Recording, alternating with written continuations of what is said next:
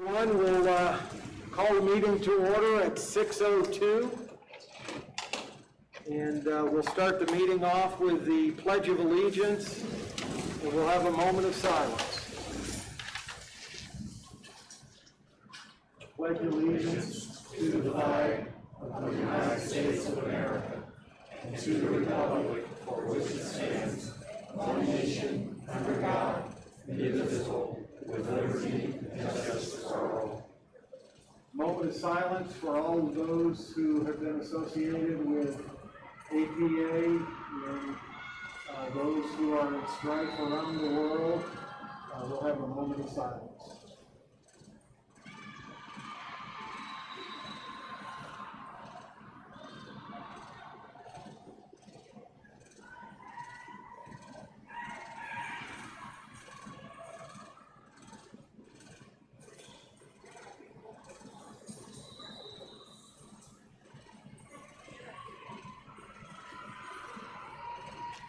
Okay.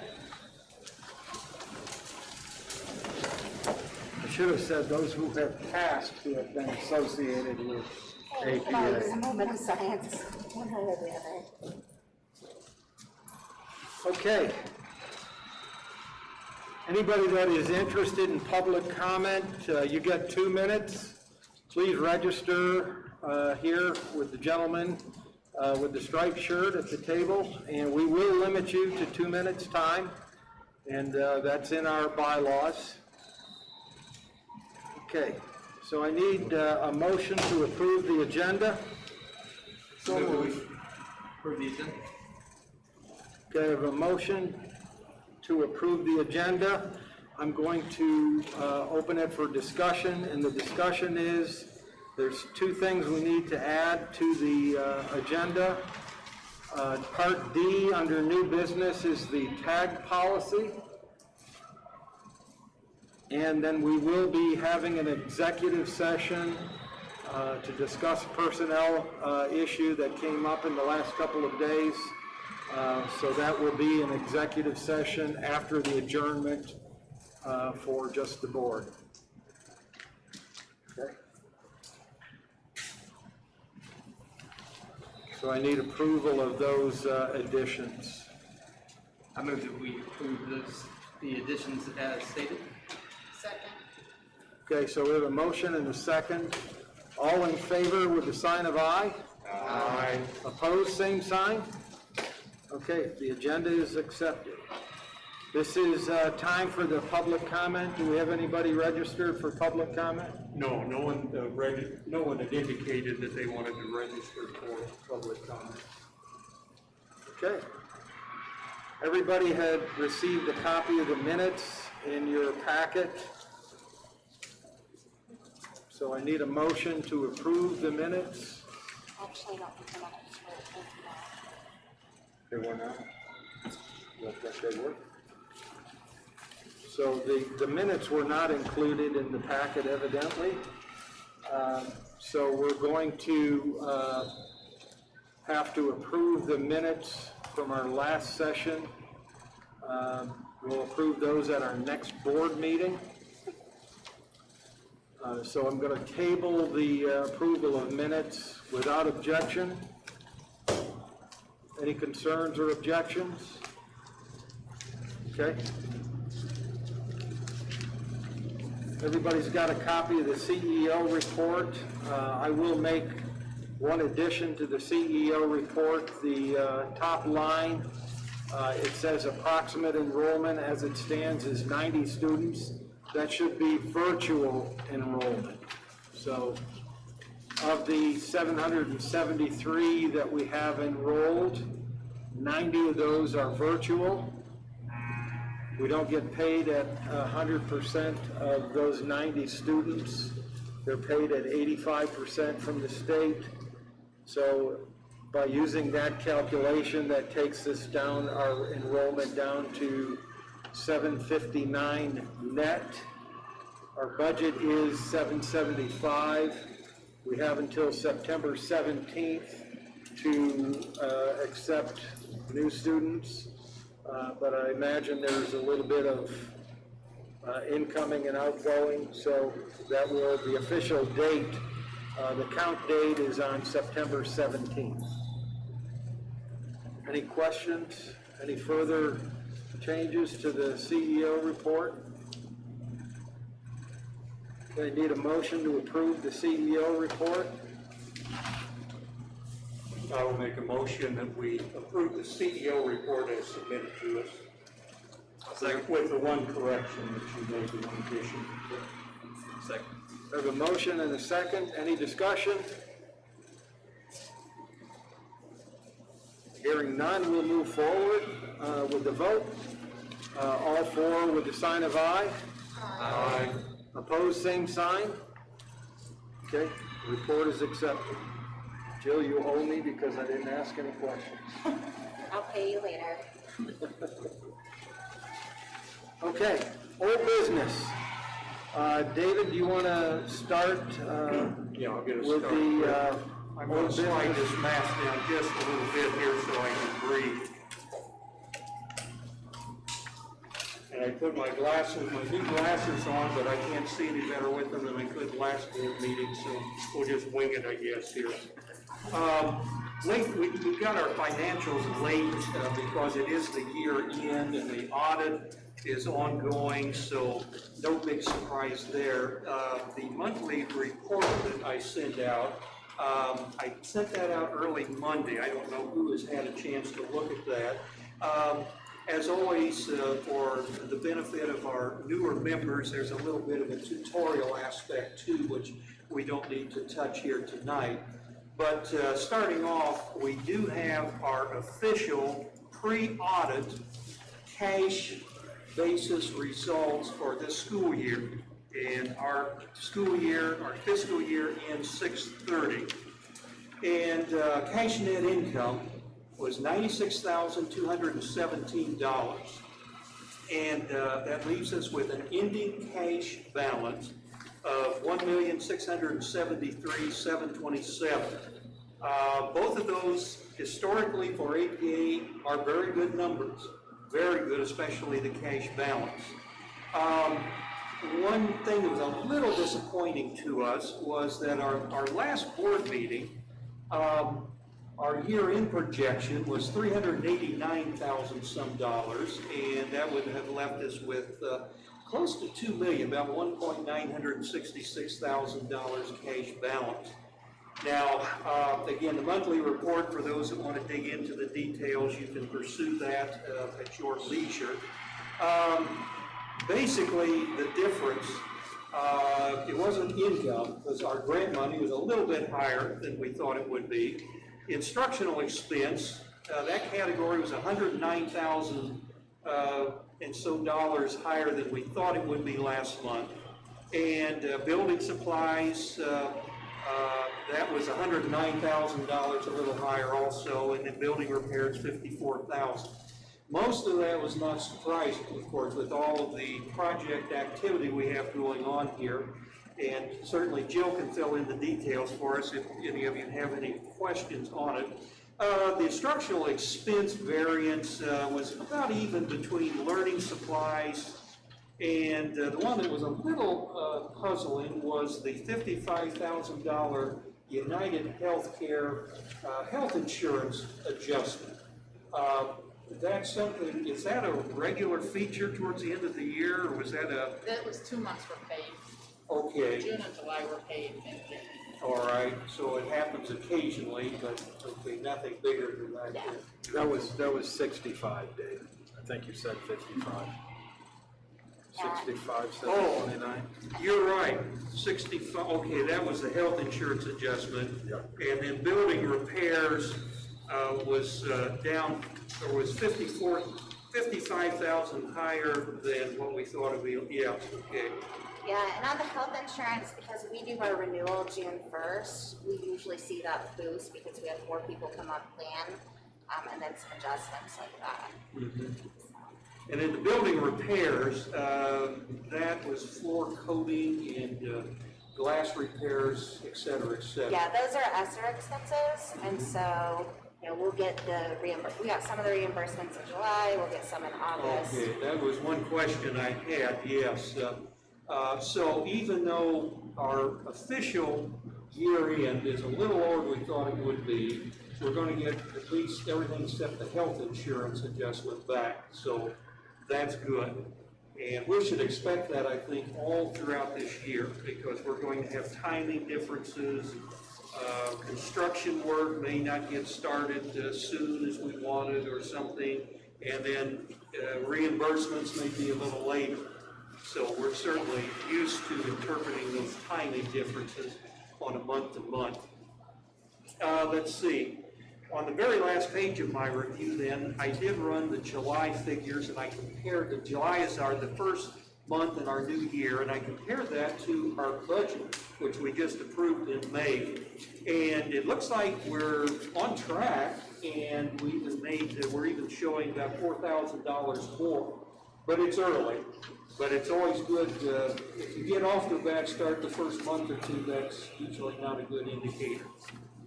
So now looking at the month of July then, just in isolation, and again, I would refer you to the third and final table if you have my financial review in front of you.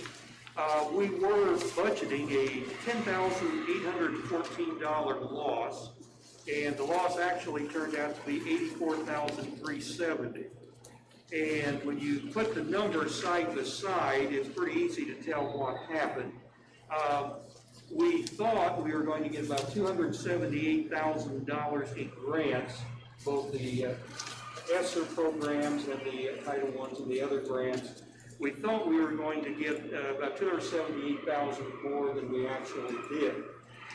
And that money should be forthcoming, but we just didn't get it in July. We should get it sometime. In August or maybe September, so no alarm there. And then actually our expenses were less than we had budgeted on our official budget by about $195,000 some dollars. Usually that's very good when expenses are less than what you had planned for them to be. I wasn't quite sure how to interpret that. I did notice that under facilities expense, and board members on the report I sent you, I did break that into about 5 different subcategories. It makes everything a little longer, sorry, but there's a lot of things going on under that heading, facilities expense. So I noticed that depreciable building improvements was about $126,000 less than we thought it would be. So I thought, well, that may mean that work, maybe the train people haven't got started yet, or some of our projects are running behind schedule, can't get supplies, or maybe we're just have got our reimbursements in, or maybe both. Is there anything we need to worry about there? No. And, Okay. you know, we've had some delays in some of our projects, you know, because we are doing that HVAC bid Right. finish today. But we've also had delays with the window repairs. So that's about $100,000 worth of expenses Okay. that we were hoping to get started, but with all the other projects, we just couldn't get there. And so that's going to be spread out over a few months. And then with the modular, we were expecting to already have our plumbing done and the footers set and all these things, but those have been happening within the last 2 weeks, and so that's just kind of delayed. Basically, with the modular, there's a resin shortage, so computer chips and resin, if anybody's wondering, there's resin problems, and so they almost had our modular built, and then they couldn't finish. And then August 11th, it came off the line, and they're like, hey, by the way, we're going to drop it off right here today. We'll be there in 3 hours. And so none of the other stuff had been done yet because of all that. So that's going to be one of the big expenses that are delayed with, as well as the windows. And then we had hoped to already be working on the HVAC prior to now, but Right. Yeah. processes are processes. Well, I think just have to get used to that because supply shortages are everywhere, and it's very rare that you can forecast work projects of this magnitude exactly. So, okay, if you're not worried, I guess I'm not either. Not yet. Not yet. Okay, very good.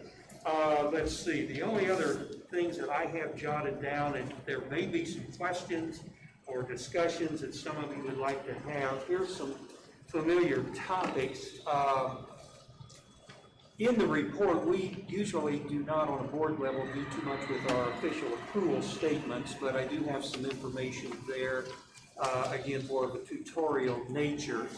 I don't know that we need to get into that here this evening. The debt service coverage ratio, which our banker requires us to maintain, we are in excellent shape on that. They require a ratio of 1.25, and we're a little bit over 4 times. So that's very good news. I did have some figures comparing the last 5 years, was as far back as I could go, on our total collections. And again, if you haven't seen those, you might want to take a look at those later. Little progress has been made the last 2 years on the any of the collections. And I noticed over the 5-year period, virtually all of our recoveries, and we have had some, have all come from active accounts. I don't think we've gotten anything from an account that is for someone that's no longer with us here at APA. And then let's see, other odds and ends, just of general interest, our 25th Street building, the mortgage there, which I believe all of our 4 mortgage loans are due at the end, or due during 2026. That balance is $247,000, so it's coming down. I think when we started talking about that, it was a little over 300, so we're making some progress there. Most of it is payment reduction. I think interest is about 20% of that. Bookkeeping plus, Andrew, I've even got something for you, just for you here. I got to thinking, the 25th Street building mortgage is fixed at $3,224 a month, and times 12 is $38,685. And I think 5 or 6 years ago, probably before your time, Bookkeeping Plus did run the numbers as to how much it cost us to operate that building, which it's underutilized. And they were saying 30, and I think 30 to 35, but yet it had to be higher than that because our mortgage from day one has been $38,685 a year. So my guess is probably 40 to 45. Again, no big issue, but that did catch my eye, so I wanted to share that with you. Dave, I think that, if I may. Sure, I think that's all I have, actually. I think there was some conversation about the actual cost of that about a year ago, and we had determined that that number is about $55,000. 55, okay. Yeah, once you throw in property tax, insurance, and then looking at kind of the operational because of the gas and the water and those things. And we are starting to see some income back from the pet food pantry and their thrift store. They're just giving us about 10% of their proceeds every month. So that's coming back to us, and we're using that to help with our students in need. And we are seeing more utilization in the building right now. It's actually pretty full, but it's nonprofits, it's our food pantry, and then now we have a partnership with Project Grocery, so they're actually growing food out there now and prepping some of the produce in there. And so Are the glider people still there? the glider people have moved on, Okay. but in their place, the local Anderson composite squadron for CAP is in there. You have, at my service club, one of your tenants was our speaker. I can't, her name escapes me. It was husband and wife. They're, Okay, that's Turnaway no longer. Yes, turn away no longer. Yes, doing great work there. She said there were 3, including them, 3 tenants. We have Mitzi's Morsels, which is the pet food, Yeah. and then we have Ambassadors for God Creatures, which is the Okay. thrift store, and then we have Animal Protection League. They've got a room with cat overflow in there, and then we have the Civil Air Patrol, which is the Anderson Composite, which is kind of that community group of it, and then we have Turn Away No Longer and Project Grocery, and then our Jet Pack. You are much fuller then. It Yeah. may not be translating in much money if you're Yeah. shelling out 55, but The way I look at it is it's our community center and nonprofit incubator for Anderson, and it's kind of win-win for the community, and it's a win-win for us because most of those services come and directly help our students and staff as well, so. I'm glad to know we do have that 55,000, we got that straight here. That's all, Mr. Chairman, that I had this evening. If anyone has any questions or things we need to discuss, please proceed. I'm just trying to get us warmed up here, so to speak. Oh, it is warm enough tonight, I guess. Sorry about that. So I have a quick question on line item 38. It looks like on our cash flow sheet, it looks like This July, cash flow, June. June, okay? I'm going to the year end, so it's the $102,000 on that line. And the month prior was $65,000 for Title I. What line number, I'm sorry? Line number 38. So the last 2 months have been pretty considerable. Are those catch-ups? Now, with that 102, we're required to spend 85% of our Title I within that fiscal year, or then we are in a world of hurt. And so we went ahead and we paid out stipends to our learning coaches and those people with the APA online through Title I for their extra work that they had been doing with that, so that we would meet our minimum requirements under the grant, which would allow us to carry over funds into this year. Okay. Yeah, I remember that. Yeah, I remember There's that. comments We there. approved it, but Yeah. and then Dave, you mentioned the 65,000 ballpark. This is employee insurance. It's line 80 on here because we had a credit in the month of May of 88.75, and then the expense of 75,312. That was probably a catch-up from the prior month in a year end, in a year beginning, I should say, proposition that we had on that line item. So that's why that line item skews that entire payroll taxes and budget. And the payroll taxes line items are going to be larger because of the new pay structure that we incorporated based on some additional funds we got from the state. And some of the requirements that we had to do and put in place in order to get additional funds. So there are some increases on that were recognized in the new budget in time, so we should be okay. The big concern that I think we should have is we did jump ahead in the new budget for this year to go to 775 students. Again, that's higher than last year's budget of 750, but we were pretty encouraged. Jill tells us tonight that the Anderson school system are capping their virtual schools, so there may be some influx of those students who don't meet the cap that may be coming back to us. Again, recognizing that we only get 85% of the funding from the state for those virtual students, but they could end up being regular students also.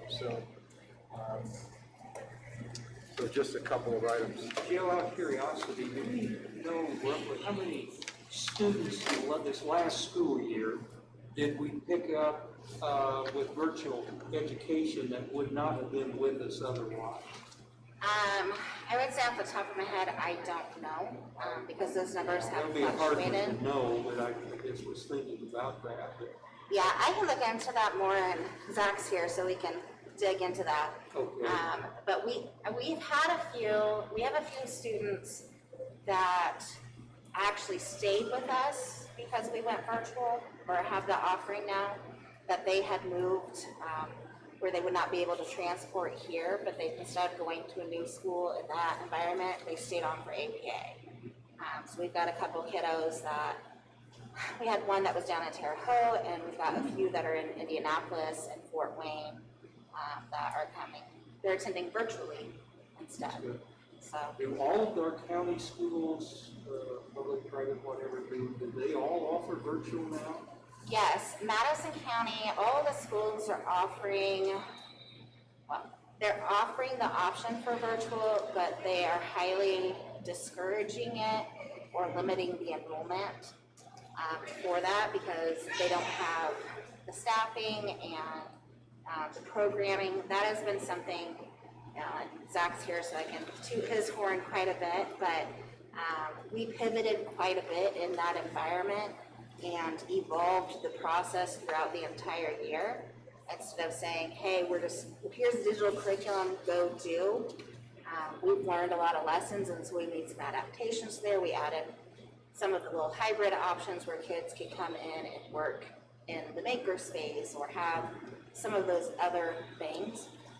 Some of the county schools now, because it's enrollment and funding and those things, that there are some implications there.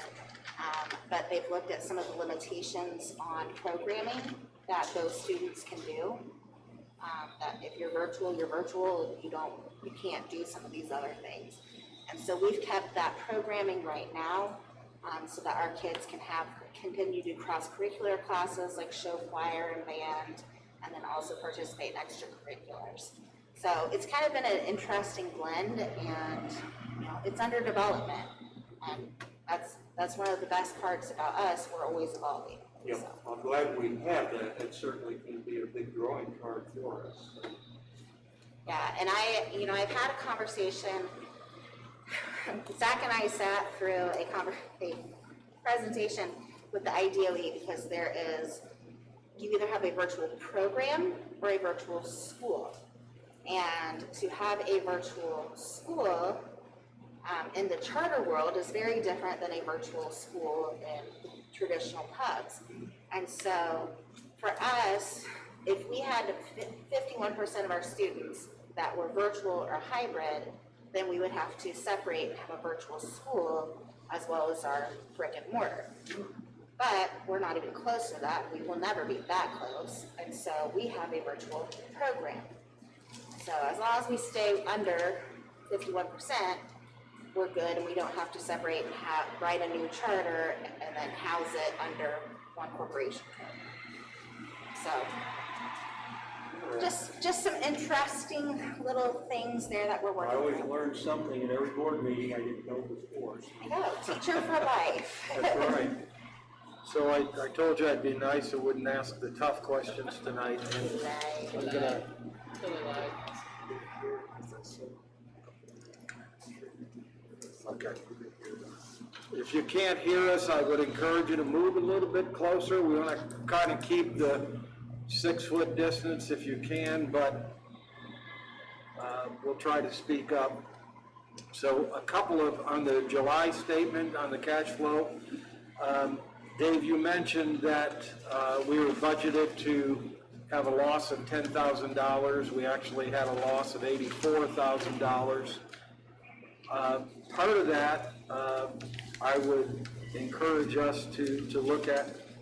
A huge part of that, or 280-some thousand of that, is because of the CARES, the ESSER grants, and some of that monies that didn't come through. That timing. And I get it, and you mentioned some of it, it's the timing of those. So even though we lost $84,000, there's $260-some thousand in the form of those grants that we will get throughout the year, and they will be accrued differently.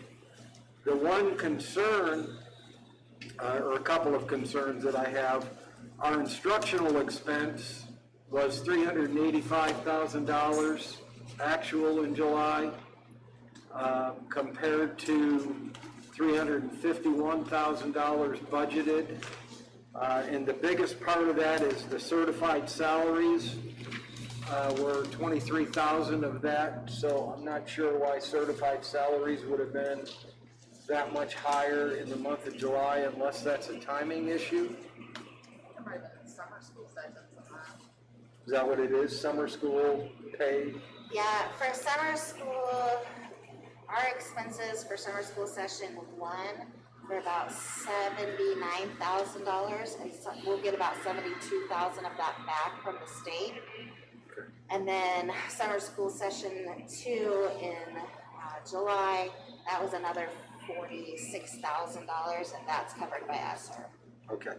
And then we also, one of the expenses that we have seen, but it should have been in there or come out in the wash, would have been the $60,000 in certified stipends we paid for our teachers for doing that 3-day project-based learning training. I just think we need to keep a close eye on that, so I'm done picking apart the, You're pretty, Yeah, you pretty stay nice easy on today. them tonight. I did go pretty much. He's being nice. Any further discussion, questions, comments?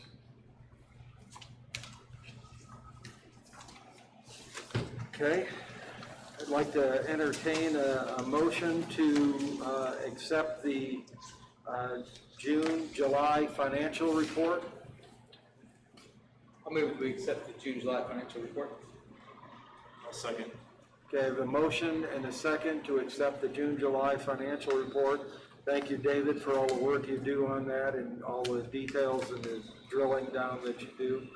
All approving with the sign of aye? Aye. Opposed, same sign? Again, thank you so much. And again, you mentioned the number, $1,673,727 is something we would have killed for about 2 or 3 years ago. So congratulations on you and your team and the accounting work that we do and the efforts we do. Okay, we'll move to new business. The first, thank you very much. Now you get to head back to the big city. come on home. See ya. Good night, thank you. So, the HVAC project on 29th Street, we had Finance Committee, had meetings with our head custodian and Jill, and we perused, we had 2 bids, one from Train, one from Lehman. We sent that information out. The Finance Committee made a recommendation as to what direction we were going to go on that bid. Each of you showed your support in the direction that we recommended. We need to make that as an official vote tonight, whether or not we accept the recommendation of the Finance Committee, and that is to accept the train bid as outlined. I'm going to entertain a motion to accept the train bid. A second. Did we get a first? Did I miss something? Oh, I'm sorry. Someone needs to motion. My bad. Yeah, somebody needs to make the motion. I'll make a motion to accept the presented to us via email. Okay, No, second. your second, okay. So we have a motion and a second to accept the train bid as outlined and sent to everybody prior to this meeting. Any questions open for discussion?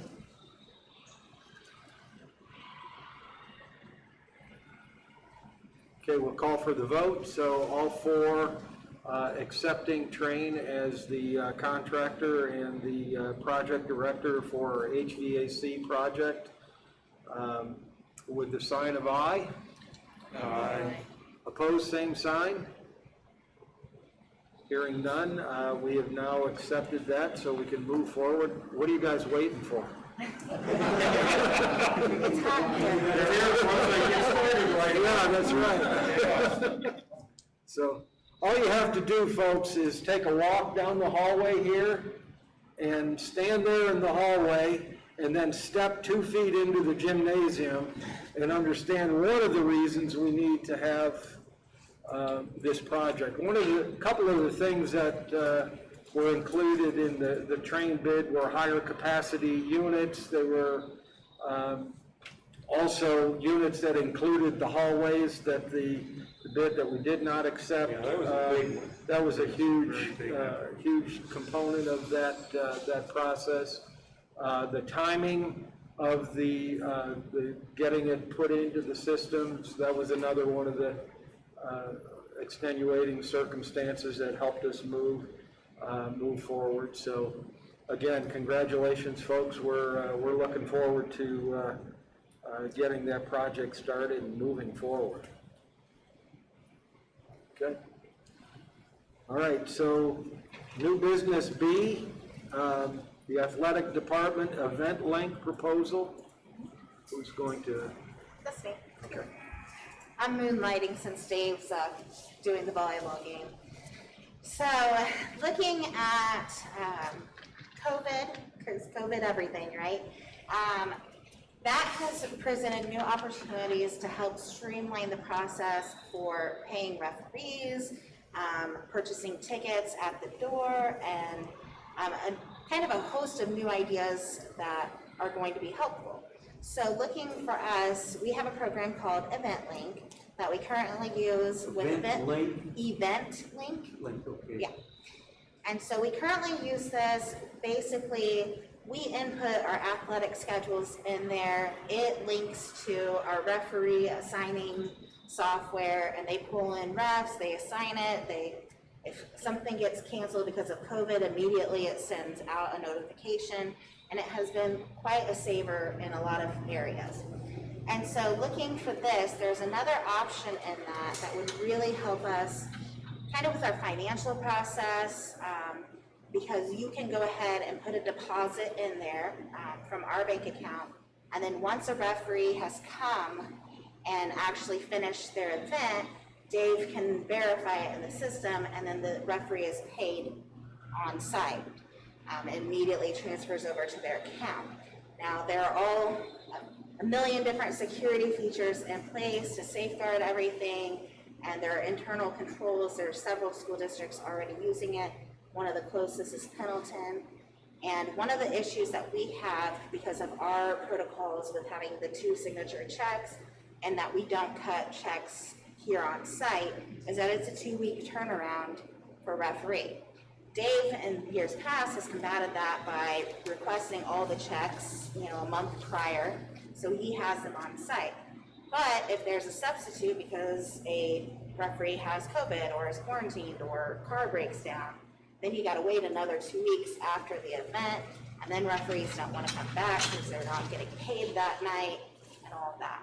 So basically the proposal is, can we use this program to pay our referees? Already gone through it. Andrea was supposed to back me up here. Already gone through it with Beth and Andrea. It just requires board approval to use it because it would be depositing it into the account. If there's money left over, it comes right back into our account. There's all those safeguards and those features. Now, from a liability standpoint, because of fraudulent, anything electronic, there's always fraud right there. We do have liability coverage through Mentor Insurance and Glatfelters, where we're completely covered on this, but Event Link also has their own internal coverage as well. So the money is not lost. You just got to go through a little more headaches. So fingers crossed that it would never come to that, but always plan for the worst. So that's basically the proposal. We would like to use Event Link moving forward to pay our referees. And it will generate the 1099s and all the stuff that we have to for the accounting purposes and all that. Is there a cost for it, Jill? It charges the referees like $1 a transaction. And that is something that Dave's department can absorb. So. It sounds like a win for sure. If you're writing checks that aren't used, that have to be voided out and waiting 2 weeks, a lot more efficiency. We do Yeah. something similar in the past, so yeah, it's nice. Yeah, and those systems are really great for us because we don't have to worry about our financial audits. We're covered.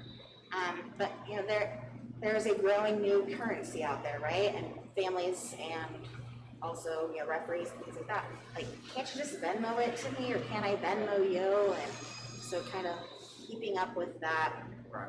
As long as it's safe and we're covered. That's my biggest thing. Yeah. They have like limits on per transaction and things like that, so you can't. Yeah, so you can't accidentally pay someone $50,000. Right, exactly, yeah, okay. I think it's great.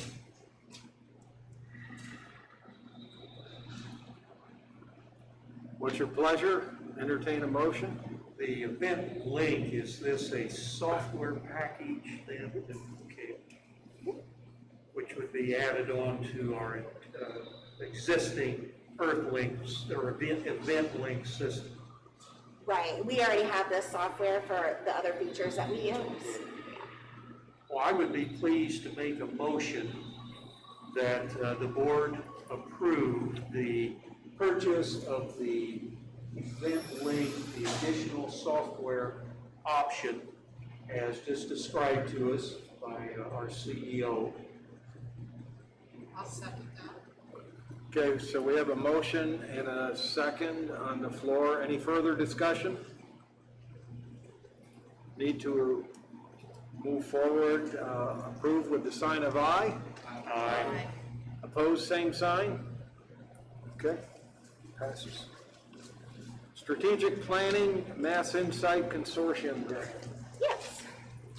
So as part of the ARP and ESSER and all the money that is kind of being thrown around right now, the IDOE has decided to give out $125,000 grants to different schools and consortiums of schools to help with strategic planning. And part of this was, it was designed to help you plan how to use your ESSER money for long-term success and to effectively do that. But all of the ESSER applications were due before this consortium existed. So it's kind of doing it in the rears. But basically what they're gonna come in and do is help us with a full corporation-wide strategic plan. They're going to be looking at financial planning, they're going to be looking at succession planning, and tying that in with our academic strategic plan and putting a really nice, pretty bow on it that's actually gonna make it work for us. And this is an area that has been an area of challenge or growth for us, because as we've developed strategic plans, pandemic kind of jumped right in when we were implementing those. And so this will help us have all the resources we need to successfully implement this and have 5 to 10 year sustainability planning.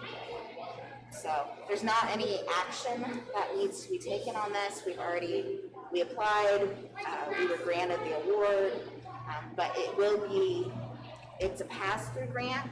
So we have to pay $25,000 to Mass Insight, and then the DOE pays us. It's reimbursable like everything else. So you will see that as an income expense. They're supposed to be aligned within the same month.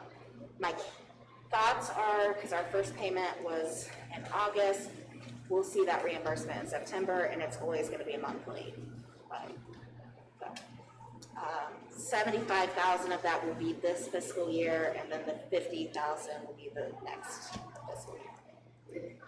You might have said it beforehand, how long is the grant? Is it like for a year for this? Yes. Is it 2 years, or how long is it for? It is about an 18-month process. Now, who actually will be coming in to help us on this? The company's name is Mass Insight, and we'll be working with a few different people within there. They're very departmentalized, so as we're talking finance, they'll be bringing in that crew. When we're talking academic or facility planning, they'll be bringing in those subject matter experts. Where are these folks based? I'm assuming they're not-for-profit?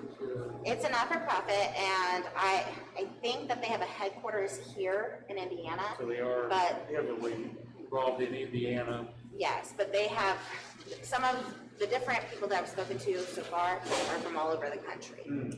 Similar Just to for the Charter charters? Alliance. Just for charters then? No, it's not just for charters.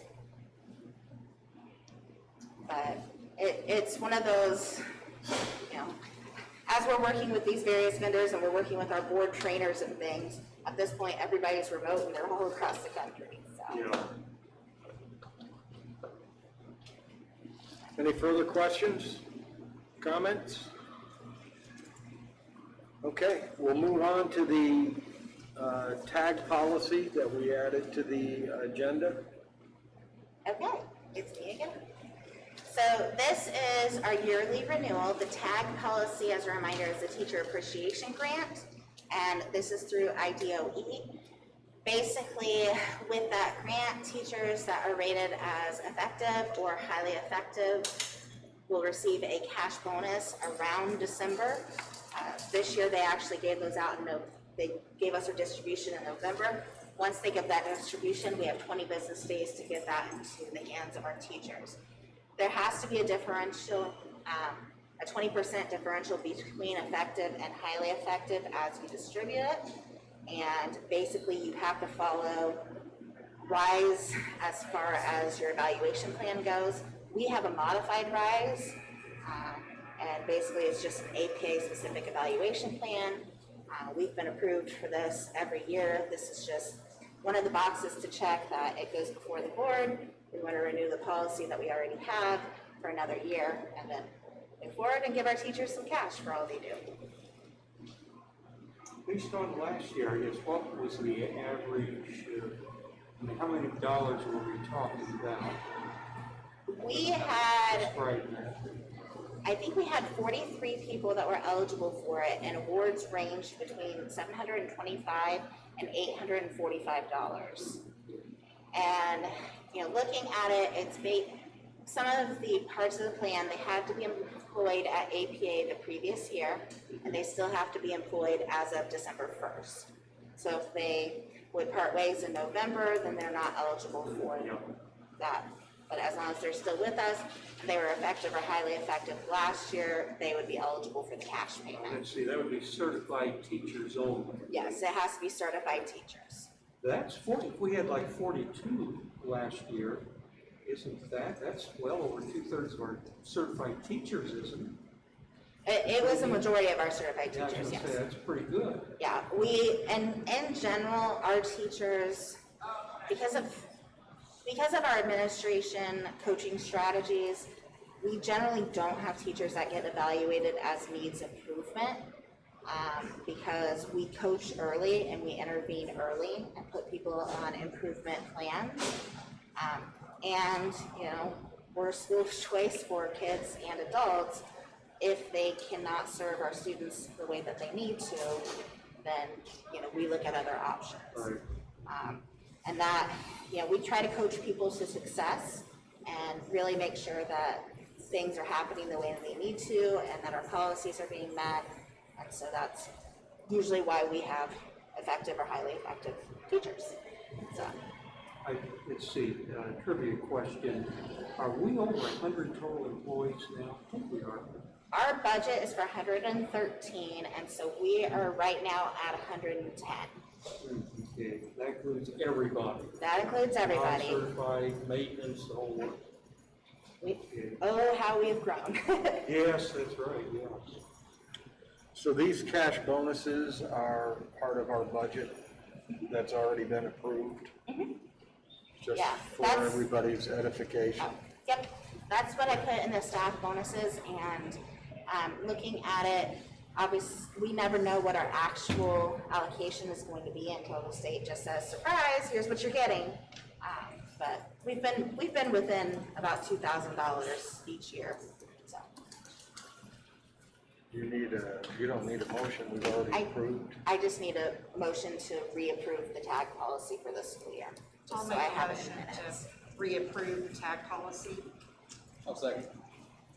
We have a motion and a second. Any discussion? Hearing none, I'll call for the vote. All four with the sign of aye. Aye. Opposed, same sign. Okay.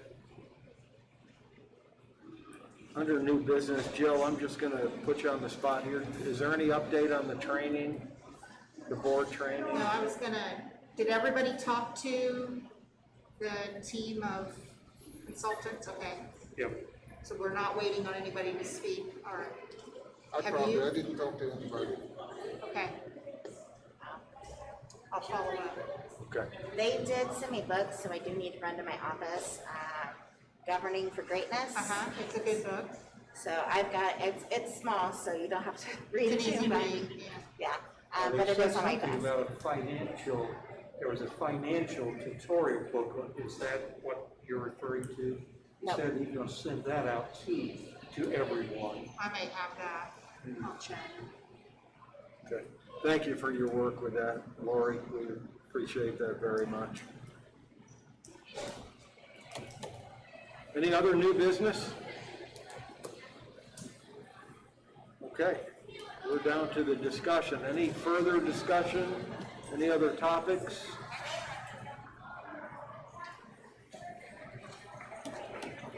I'd like to update you on the food pantry. We have, the pantry is full of 18 full pallets of food. We've given out 2 weeks here at APA. Unfortunately, not a lot. Last Friday, we gave out 30. The first week, we gave out 6, but it's a start. We have partnered with Liberty Christian, Valley Grove, 10th Street, Holy Cross. And so it's kind of a consortium of effort to feed students across that food desert region. And so we're excited for that. We're going to be taking what's left of the food at Ascension Health in their basement and moving it to the gym at 25th Street. And then CJ will be able to get some kids to help because the hospital would not let children under 16 help us pack. So Jill and the board was kind enough to help me. My church has helped me, but we still probably have, what, Jill, 2,000 boxes of food to still package up. So it's kind of exciting. I hope to get the numbers up here at APA and get more help from the student body, but at least it's back off to a start, so. Lori, we filled, what, 5 pallets this Saturday? We did a record Saturday, 576 boxes of food. And there were only like, how many of us? 6 of us? There were 6, it's you, and How 4, is 7, we had 7. From the hospital to 25th Street, is that our responsibility? So I'll meet her crew, the hospital crew out there, and they have a box truck. The bigger problem is gonna be getting it from 25th Street here, but I'll worry about that when we're out of food. So one problem at a time. But she's got a box truck and she's got a crew. I'll meet them at the gym. She's gonna bring a lift gate and they'll put it all in the gym for us. So the bigger problem will be getting it. You said you have about 2,000 boxes left to sort, To fill. to fill, to put the package together. That's where you're gonna work on, you're not at 25th Street. So I'm sure you'll have another work day that you'll put out there. There'll be more work days. For now, we're good. I mean, that's a lot of food, so that'll last us a little bit. We labeled them A, B, or C, and so that'll let us rotate the menu. So the A box has got stew and ravioli. The B box is spaghetti and spaghetti sauce, and the C box will be peanut butter and pancakes and syrup. So it's very nice food. We had a child pick their boxes up this last week, and he thanked me for giving them such good boxes. And they ate every bit out of their box, and he was probably in 4th grade, and that's why I do this. And we weren't always able to give them like name brand food. I bought what I could get, and the hospital has bought us, all name brand stuff. So the kids recognize that, and they've been very grateful, and that makes it really worth doing it. So that was pretty cool. It would be great if there's any community service project hours or something during the school. I know when I went through school, they had that opportunity for the seniors at least, or the juniors, be able to get out for part of the day, and all the kids are able to go over to a section and do some of that. So hopefully that can help alleviate with some of the boxes and stuff. If we can get that done in a half of a day, with several hundred kids, I think that'd be great as well too. Yeah, and having the 25th Street gym to do that will help quite a bit because this was in a surgery center hallway. A little cozy. Yeah. Yeah, and we're fortunate to have Ascension allow us to do it there, but we're limited to the age group, as you said, so. Okay. Any other discussion? Okay, we're gonna entertain a motion for adjournment. A motion to adjourn the meeting. Second. I have a motion for adjournment and a second. All 4 with the same sign of aye. Aye. Opposed, same sign. Okay, so we'll call the adjournment at 6:56. 6:56, that's a record, folks. We're gonna do it. We will reconvene at 7:01 Those for the executive executive sessions can be session. real killers though, because you know what kind of stuff she usually brings to